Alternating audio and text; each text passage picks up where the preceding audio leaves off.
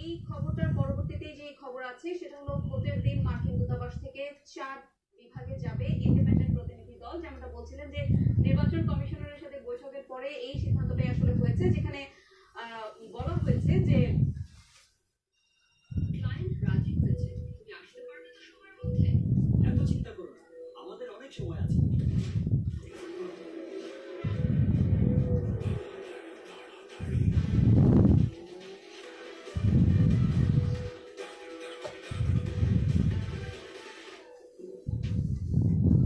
তুমি এখানে কিভাবে এলে? আমি লিফট করে আসলাম। অত্যাশ্চর্য ঘটেছে মার্কিন উপহারের সাথে। আপনার ডিউটিতে দুর্দান্তভাবে উপভোগ করুন। নির্বাচনের আচরণবিধি, আইন শৃঙ্খলা পরিস্থিতি ছাড়াও যাতায়াতের ব্যবস্থা নিয়ে জানতে চেয়েছেন বাংলাদেশে নিযুক্ত মার্কিন রাষ্ট্রদূত এবং আখতার আহমেদ, যিনি নির্বাচন কমিশনের সিনিয়র সচিব। তিনি তার বক্তব্য অনুযায়ী মার্কিন দূতাবাস থেকে যে স্বাধীন প্রতিনিধি দল আসবেন তারা ফর্মাল অবজারভার না, এমনকি ভোটের অবস্থা দেখতে যাবেন এবং ওনারা তাদের সিনেটে এই একটি রিপোর্ট জমা দেবেন। এরপরে যে খবরটি আছে এটা আসলে প্রায় প্রতিদিনই একবার করে এটি আমাদের খবরে দেখা যাচ্ছে যে ফের স্বর্ণের দাম বেড়েছে এবং ভরি প্রতি প্রায় 2,70,000 টাকা। এবং একটু যদি বিস্তারিত বলি, 22 ক্যারেট স্বর্ণের দাম এখন ভরি প্রতি 2,69,788 টাকা এবং 21 ক্যারেট স্বর্ণের দাম বেড়ে দাঁড়িয়েছে প্রায় 2,57,000 টাকা। এবং 18 ক্যারেট স্বর্ণের মাহমুদ এই কথাটি বলেছেন জাতীয় নাগরিক পার্টির এবং নির্বাচন পরিচালনা কমিটির চেয়ারম্যান। তিনি উল্লেখ করেছেন যে সরাসরি তাকে উদ্ধৃত করছি যে তারা নাকি গ্রামে কয়টা পুকুর আছে এটাও জানে, অথচ কুমিল্লায় 2000 সাল থেকে ইপিজেড আছে এটা তিনি জানতেন না। তাদের প্রতি আহ্বান যে 17 বছর ধরে লন্ডনে ছিলেন, আগে বাসের ভেতর বাংলাদেশের গলি গলি রাস্তাঘাটে ভরসা করতে পারবো যে আপনারা কিছু করতে পারবেন। দেশব্যাপী নির্বাচনী পদযাত্রার অংশ হিসেবে কুমিল্লার দেবিদ্বার উপজেলায় আয়োজিত এক সমাবেশে তিনি এই কথা বলেছেন। এরপরে যে খবরটি আছে সেটি শিরোনাম করা হয়েছে যে একটি দল দুর্নীতিতে বিশ্ব চ্যাম্পিয়ন নাম, এবং তিনি বলেছেন যে তারা আশঙ্কা করছেন যেই দলের পক্ষ থেকে এই আক্রমণগুলো করা হচ্ছে সামনের দিকে তারা হয়তো এটি আরো বাড়াবে, কারণ জনগণের ওপর তাদের ভরসা কম।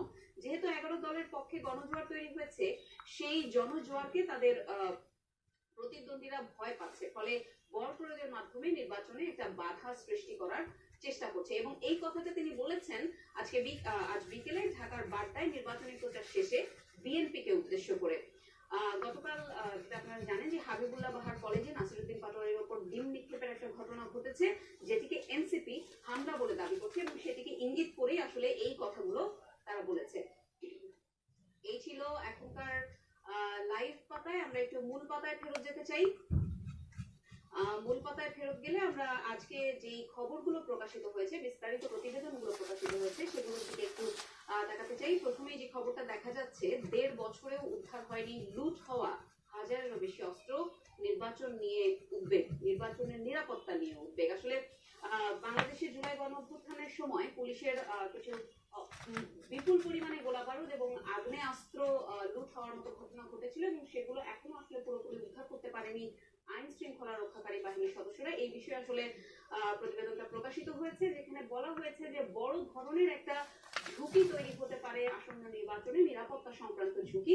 এখানে বলা হয়েছে যে খোয়া যাওয়া অস্ত্র উদ্ধারে গত 17 মাসে দফায় দফায় বিশেষ অভিযান পরিচালনা করে পুলিশের সমন্বয়ে গঠিত যৌথ বাহিনী, কিন্তু তারপরও আসলে অস্ত্র সবগুলোর খুব বেশি অস্ত্রের সন্ধান আসলে পাওয়া যায়নি। এখানে বলা হচ্ছে যে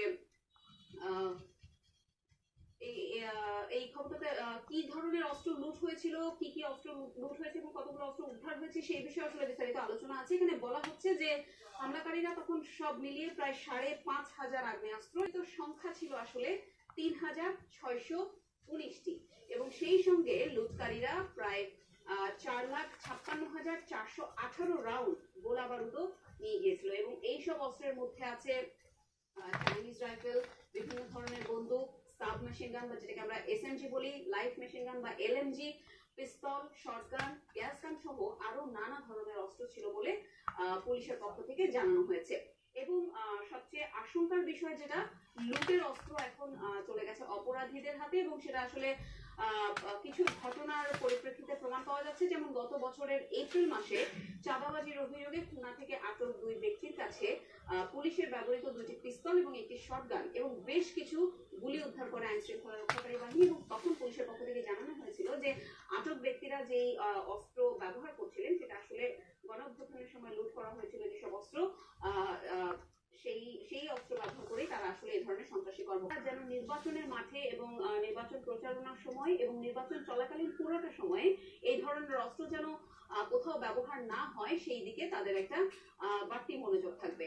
আবার একটু মূল পাতায় ফেরত যেতে চাই, সেখানে আরো কিছু খবর আছে আজকে, যেমন গতকালকে থেকে খুবই আলোচিত একটা বিষয় যে প্লেব্যাক সিঙ্গার থেকে সরে দাঁড়িয়েছেন প্রচুর মানুষের পছন্দের সঙ্গীত শিল্পী অরিজিৎ সিং, এবং সেটা গতকাল তিনি তার ফেসবুক পেজে পোস্ট দিয়ে বিষয়টি জানান এবং তারপর থেকে তার ভক্তরা বিস্মিত হয়ে পড়েছেন এবং বিষয়টি নিয়ে সামাজিক যোগাযোগ মাধ্যমে তুমুল আলোচনা হয়েছে।